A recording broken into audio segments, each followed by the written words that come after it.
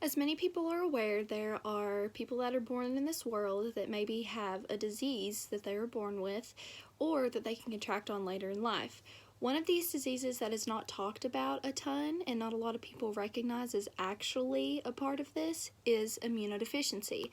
Immunodeficiency can be defined as the failure of the immune system to protect the body adequately from infection due to the absence or insufficiency of some component, process, or substance.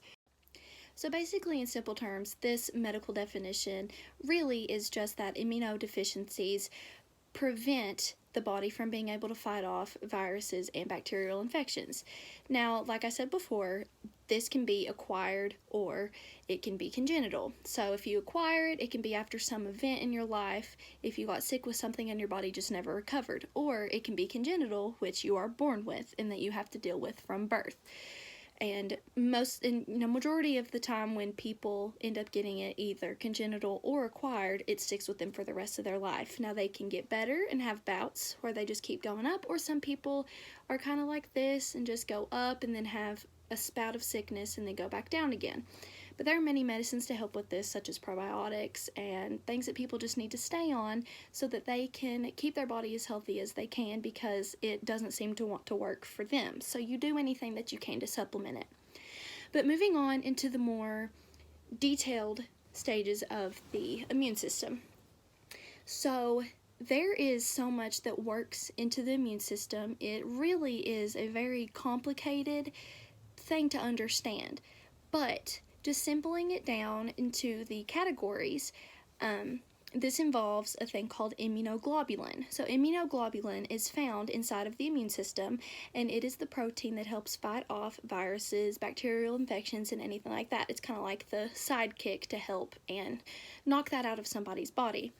But if a person is deficient in one or more of these categories within the immune system, and there are four main ones, then those immunoglobulins don't exactly help. They can't help as much as they can.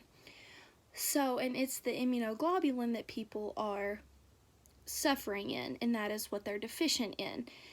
And so without that, you really can't fight off any diseases. So there is IgG, IgA, IgM, and IgE. So basically in these, each one of them has another 4 class that goes with them. So for example, IgG has IgG 1, 2, 3, and 4, and so on for the rest of them. It's very complicated whenever you get into each and every single one of them, but essentially they all do different things.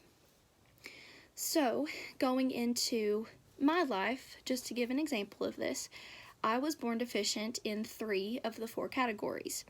Now, I have never been deficient enough to where I've had to get transplants, like the plasma transplants, which help with a healthy person that can be transported into a person with these deficiencies. And a lot of people have to do that. But I've always been on the borderline to where I don't necessarily need it, but it wouldn't hurt me if I did. So I've never actually needed to do this, which I'm thankful for, because a lot of people have to. But I've always been prone to getting very sick. I'm deficient in IgG, IgA, and IgE. I was always close to being deficient in IgM, but I never was. Along with this, there are tons of people who can't fight off certain infections or who end up getting them, and then their body just can't take it and it completely shuts down. When I was younger, I would get pneumonia all the time. I would be fine one day, I would cough, and then the next day I'd be in the hospital with pneumonia. I'd get ear infections, I'd get sinus infections, just something all the time. I was a very sick child. The older I got, the better it was, until I was in about 5th grade, and I ended up getting mono. And mono attacks your spleen. If you all don't know this, your spleen takes a very, very, very big role in your immune system. It is the organ that helps fight off all of these diseases, and it works extra hard whenever you're sick. I got it repeatedly because of my bad immune system, and it's done damage to my spleen. So anytime that I even get a cold or anything, it always hurts over there. And it's caused me to have to sit out and not do sports because it's dangerous. If I end up getting sick, I'm going to have to sit out, because if you use your body too much while your spleen is enlarged, you can die and it can rupture. So that is one of the things that isn't something that tons of people have to go through, but it's one of the things that I've had to go through. But that's just a little peek into some of the realities of people who are deficient in these categories. Now, there are some things that many people wouldn't know. Diabetes, multiple sclerosis, those are two immunodeficiency diseases. My mom has diabetes, and I have a friend who has a mom that has multiple sclerosis. And there are plenty of other ones, but those are the two that are known the most. But a lot of people didn't know that HIV or AIDS is also a disorder. So how someone can define this as an immunodeficiency disorder is because it is one that is obtained or acquired. It's one that's acquired. So whenever you get this, it makes the levels in your body, the IgG, IgA, and so on, it makes them go down, and you can't fight off things as good as you could before you got the disease. So that's just an example of an acquired one. Another one is if you've had cancer, if you've had severe nutrient loss, if you've had organ transplants, if you've had any infections, too much exposure to the sun, burns, anything, absolutely anything, and it can cause those levels to keep going down. A lot of people don't really know that, and it's good to be informed on that. But one thing I want to argue is that there are so many people in this world that base someone's sickness off of the way that they look. And that really bothers me as a person, because I don't know how many times I've had people look at me and say, well, you don't seem that sick, or you don't look sick, or you don't act sick. Plenty of people who have these disorders feel this way every day. Some days they may feel worse and feel like they're going on a downward slope, and some days they'll just be okay, but they still don't feel the best. But people who don't have this and that are completely normal and feel good all the time and rarely get sick don't understand the way that it feels.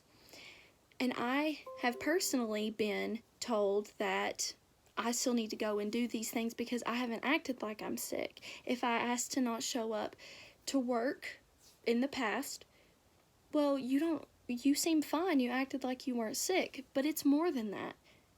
I have doctor's notes saying that if I don't feel like I can push my body any further, then I don't need to do that because I know my own limits. And there's plenty of people who, if someone says, well, you don't have this disease, you should be lucky. Well, you don't have that, you're very lucky for that. They don't understand how much of a toll that it really can take on your body. And kind of like with this whole COVID-19 going around, if I were to get it, or anybody else that has this, the immune disorders, it's very, very deadly. And even the healthiest of people have gotten it. But for people who are compromised, it's a very dangerous situation.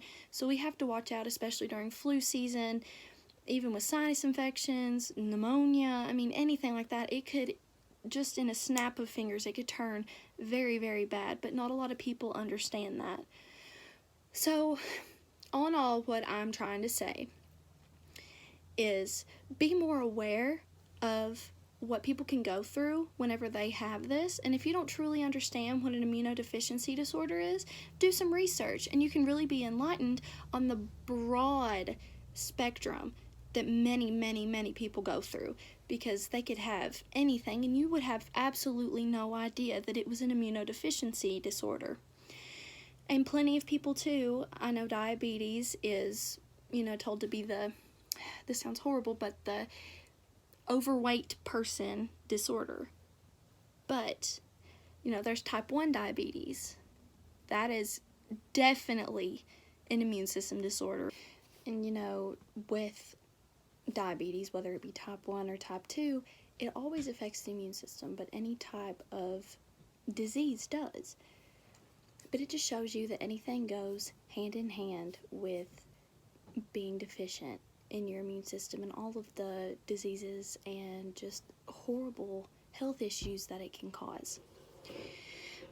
But as I go ahead and close, I would just like to say that there is hope for the people that really struggle out there and the ones that think that they can't find the light at the end of the tunnel.